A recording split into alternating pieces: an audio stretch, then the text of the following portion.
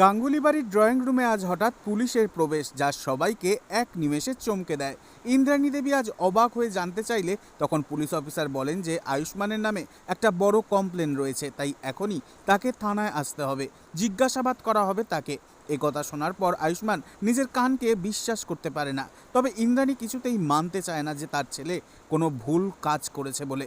অন্য এক জায়গায় দেখা যায় কুসুমের মুখোমুখি দাঁড়িয়ে আজ তৃষা এবং তার দাদা। তৃষার দাদা কুসুমকে স্পষ্ট ভাষায় হুমকি দেয়, বলে যে আমার বোন ওই বাড়ির বড় বউ, তুমি নও কুসুম।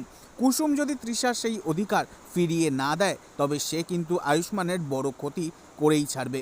অন্যদিকে দেখা যায় ছোট সাহেবকে ধরে আনা হয়েছে থানায়। ছোট সাহেবের এই বিপদ দেখে কুসুম তো ভারী দুশ্চিন্তায় পড়ে যায়।